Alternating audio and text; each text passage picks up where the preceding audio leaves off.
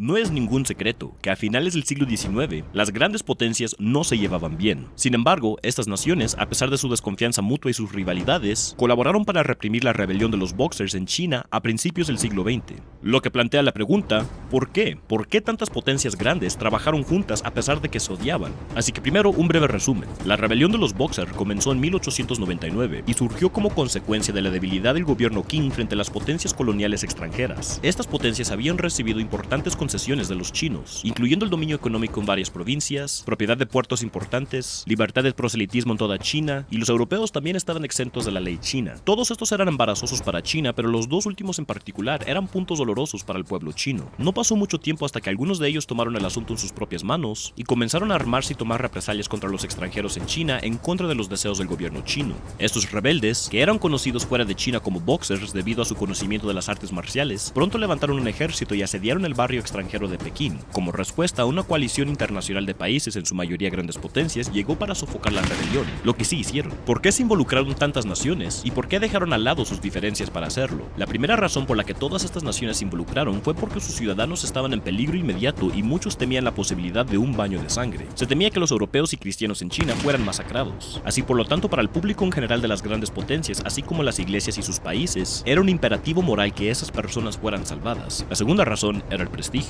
Que perjudicaran a su pueblo no solo era malo para ellos, sino que también habría dañado la posición internacional de una nación. La tercera razón fue el dinero, aunque en mayor o menor medida en cada país. Estados Unidos quería que China se abriera al comercio como lo había hecho Japón a mediados del siglo XIX, porque para América, China era principalmente un mercado para las exportaciones. Gran Bretaña, Francia, Rusia y Alemania querían mantener sus monopolios y privilegios en las partes de China sobre las que tenían influencia. La participación de Japón fue también para dejar claro que China estaba en su patio trasero y que deseaban ser tratados como una gran potencia igual a las demás, mientras que los motivos de Austro-Hungaria e Italia eran mucho más sobre las estaciones de carbón chinas. Estos dos no tenían colonias propias en Asia, por lo que para mantener esa parte del mundo abierta a ellos, necesitaban acceso a las instalaciones neutrales chinas. Estas instalaciones estaban abiertas a los barcos de cualquier país, por lo que a diferencia de las controladas por otra potencia imperial, no había riesgo de que fueran cerradas. Italia tenía otra razón, y era que no tenía ninguno de los mismos privilegios en China que las otras potencias europeas tenían. Había tratado de conseguir esto antes, pero los gobernantes Qing les dijeron que no, y por lo que si Italia iba a ser visto como una potencia establecida, necesitaba tener estos privilegios. Y así todos juntos lucharon para derrotar a la rebelión de los Boxer, y se esperaría que trabajar juntos crearía un sentido de fraternidad entre las naciones involucradas para disminuir las tensiones. Pero así no funcionaba la política de las grandes potencias a principios del siglo XX, y poco más de una década después, llegó el momento de la Primera Guerra Mundial.